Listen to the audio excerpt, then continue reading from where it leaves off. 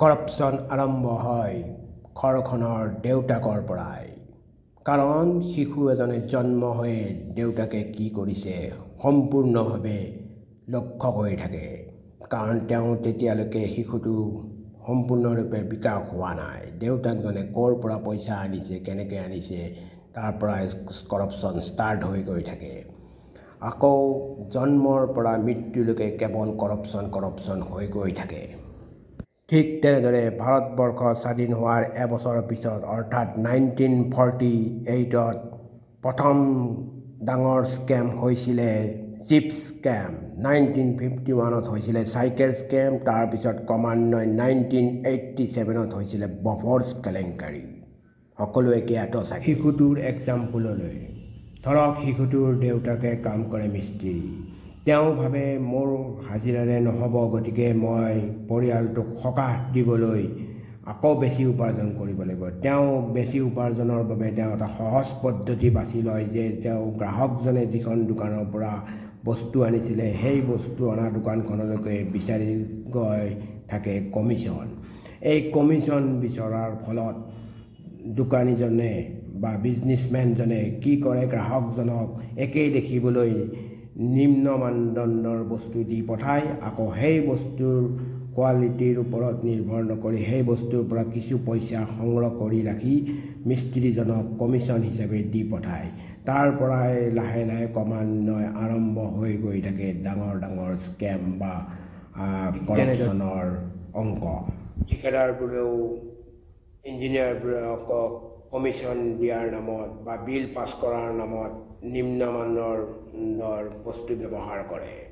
আকৌ ইঞ্জিনিয়াৰবোৰক ওপৰ লেভেললৈকে কিছু অংক পঠাব লগা হোৱা বুলি কয়। তেওঁলোকেও কিছু পইচা কোম্পানী বা টেণ্ডাৰ মৰা ঠিকাদাৰসমূহৰ পৰা সংগ্ৰহ কৰা দেখা যায়। এনেদৰে কৰাপশ্যনৰ হাৰটোত ক্ৰমান্বয়ে বাঢ়ি গৈ থাকে আৰু এই কৰাপশ্যনৰ হাৰ বাঢ়ি গৈ এটা সময়ত চেইনডাল ইটোৰ পৰা ইটো মূৰলৈকে নাভাঙাৰ ফলত এনেধৰণে বাঢ়ি গৈ থাকে যে তাৰ এডাল বধিবৃক্ষৰ ৰূপ লয়। এই বধিবৃক্ষৰ ৰূপটো ভঙাটো ইমান সহজ হৈ নপৰে। তাৰ পৰা গৈ আইনী ব্যৱস্থাৰ সুৰুঙা স্বৰূপ ওলাই পৰে, টকা বহুত দিয়ে, তাতো আকৌ আপোনাৰ আৰম্ভ হৈ পৰে কৰাপশ্যন। এতিয়া অসমত ঠিক তেনেদৰে 2022 চনত 57টা কৰাপশ্যন কেছ অন্তৰ্ভুক্ত হৈছিল বা কোৰ্টৰ দ্বাৰা দ্বাৰস্থ হৈছিলে। আকৌ 2016 চনত হৈছিলে ACS স্কেম। ঠিক তেনেদৰে এতিয়াও বহুত ধৰণৰ স্কেম চলি আছে। এই স্কেমবোৰৰ শিপাবোৰ ইমানেই আগবাঢ়ি গৈছে যে বুদ্ধিবৃক্ষ স্বৰূপ লৈছে। ইয়াৰ এতিয়া সমাধান ক'ত? ইয়াৰ সমাধান বিচাৰি পাবলৈ গ'লে মৰুভূমিত মৰীচিকা বিচৰাৰ দৰে। কাৰণ শিশুটোৰ উদাহৰণ মই অলপ আগতেই দিছোঁ। ইমানেই কৰাপশ্যন বাঢ়ি গৈছে যে প্ৰতিজন পৰিয়ালৰে এতিয়া 10 টকা 2 টকাৰ পৰা কৰাপশ্যন ষ্টাৰ্ট কৰি 1000 কোটি 10,000 কোটি তেনেকুৱালৈকে কৰাপশ্যন আগবাঢ়ি গৈছে। এই চেইনডাল ভাঙিবলৈ হ'লে আপুনি শিশু অৱস্থাৰ পৰা ঘৰৰ মাক বা দেউতাকে কৰাপশ্যন কমোৱাৰ ব্যৱস্থা কৰাব লাগিব বা ন্যায় ব্যৱস্থা ল'বলৈ হ'লে নিজে মাত মাতিব লাগিব। আপুনি যে আন্দোলন কৰে তাৰ পৰাও কোনো ধৰণৰ ফলপ্ৰসূ ৰিজাল্ট নাপায়। কাৰণ তাতো গৈ আপোনাৰ নেতাসকলেও এটা কৰাপশ্যনতে আৰম্ভ হ'ব। হস্পিটেলত যাব, হস্পিটেলতো কিছু কৰাপশ্যনে আৰম্ভ হ'ব। কাৰণ তাতো গৈ আপুনি বিল দিব লাগিব। বিলটো আনিবৰ কাৰণে আপুনি কাম কৰিব লাগিব। এতিয়া সহজভাৱে কাম কৰিব নোৱাৰিলে আপুনি 2 নম্বৰী ৰাস্তা বিচাৰি ল'ব। গতিকে এই 2 নম্বৰী ৰাস্তা বিচাৰিব নলগা হ'ব লাগিলে আপুনি এনেকুৱা এটা ছিষ্টেম কৰি তুলিব লাগিব যে শিশু অৱস্থাৰ পৰাই ঘৰখনৰ পৰা আৰম্ভ কৰি স্কুললৈকে এনেকুৱা স্কিলত ব্যৱস্থা কৰিব লাগিব যে তেওঁৰ পইচাৰ পিছে পিছে নদৌৰি তেওঁৰ পিছে পিছে যাতে পইচা দৌৰে। এনেকুৱা ছিষ্টেম কৰিলে মই ভাবোঁ কিছু হ'লেও কৰাপশ্যন কমিব। ইয়াকে নকৰি পইচাবোৰ যদি বহুত বেলেগ বেলেগ পদ্ধতিৰে আৰ্জন কৰি ল'ৰা ছোৱালীবিলাকক বিদেশত পঠাই দি তাত ডাঙৰ মানুহ বা ডাঙৰ কিবা এটা ৰেংক বনাব পাৰিম বুলি ভাবি পইচাবোৰ মাৰি গৈ তাত সংস্থাপিত কৰি সেই ল'ৰা ছোৱালীখিনি আকৌ ঘূৰি অহালৈকে বাট নাচায় যদি আমি নিজৰ ছিষ্টেমটোক সলাবলৈ চেষ্টা কৰোঁ তেতিয়াহ'লে হয়তো কিছু সংখ্যক কৰাপশ্যন কমিব পাৰে। এতিয়া উচ্চ একদম হাই কোৱালিটিৰ নেতাসকলৰ কথা ক'বলৈ হাই কোৱালিটিৰ কিছু সংখ্যক নেতাৰ ঘৰত দেখা যায় 4-5-6জনলৈকে ডক্টৰ এপইণ্ট কৰি ৰাখে, কিন্তু যিটো VIP জনৰ কাৰণে এজন ডক্টৰে দেখায় বাকী 5-4জনক ৰিলিজ কৰিলে তেওঁ নিজৰ দায়িত্ব পালন কৰি হস্পিটেলত নিজৰ কাম কৰিব পাৰে। কিন্তু তাকে নকৰি বহু নেতাই নিজৰ ঘৰতে নিজৰ পৰিয়ালটোক চাবৰ কাৰণে বহুকেইজন ডক্টৰক এপইণ্ট কৰি ৰাখে। তাৰ উপৰি তেওঁলোকে বহু ধৰণৰ গাড়ী ব্যৱহাৰ কৰে, তাত বহুত পালি নেতা অঙহী বঙহী ভৰ্তি হৈ তেওঁৰ ছিকিউৰিটি হৈ থাকে। তেনে ফলতো তেওঁলোকৰ কৰ্ম ব্যৱস্থাৰ পৰা বহুত ধৰণৰ ধন অপচয় হয়। ইয়াৰ ফলতো কৰাপশ্যন লাহে লাহে বাঢ়ি গৈ থাকে। আকৌ তাৰ উপৰি এডুকেশ্যন ছিষ্টেমটো বহুত মেহংগাই হৈ গৈ থাকে।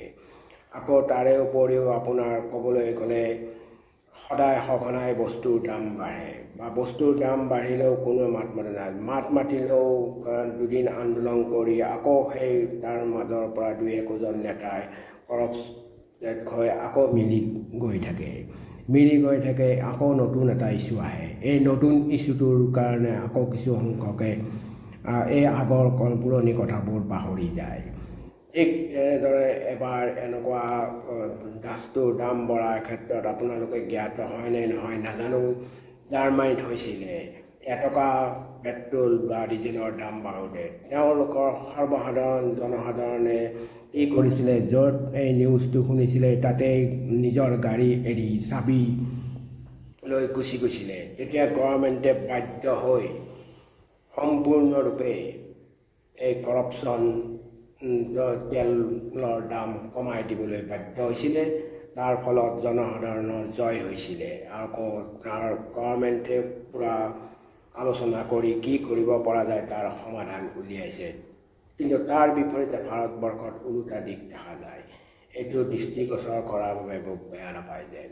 আকৌ ফিনলেণ্ডৰ নিচিনা দেশত ইমান কৰাপশ্যন নাই তাত, কাৰণ তাত শুনা পোৱা মতে বা দেখিবলৈ পোৱা মতে তাত মাটি বাৰীক লৈও ইমান কাজিয়া নাই, তাত কোৰ্টৰ কেছো নাই, ৰেজিষ্টাৰ অফিচ বন্ধ কৰাৰ উপক্ৰম হৈছেগৈ।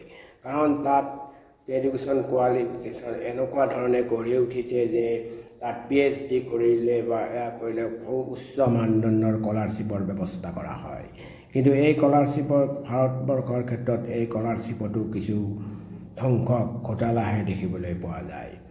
আকৌ ইয়াতে কিছুমান মেম্বাৰ তেওঁলোকৰ পাৰ্টি হওক বা এয়া হওক এইবিলাকৰ ফালৰ পৰা তেওঁলোকৰ নিজস্ব চইচ মতে তেওঁলোকৰ হেল্প হ'ব বুলিয়ে পঠাই দিয়াৰ পিছত তাৰ পৰা ধন সংগ্ৰহ কৰি আনে।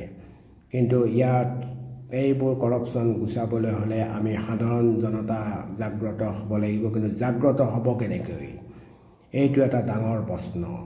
কাৰণ সকলো জনতাৰ মূৰৰ এটাই চিন্তা যে নিজৰ পৰিয়ালটো কেনেদৰে পোহপাল দিব লাগে। কিন্তু ইয়াৰ সমাধান বিচাৰিবলৈ হ'লে নিজৰ মানসিকতা চেঞ্জ কৰিব লাগিব। নিজৰ মানসিকতা চেঞ্জ কৰিবলৈ হ'লে আপুনি পইচাৰ পিছত নদৌৰি নিজৰ স্কিলটোৰ প্ৰতি দায়িত্বশীল হ'ব লাগিব। আকৌ সৰুৰ পৰাই সেই দায়িত্বত আগবঢ়াব লাগিব।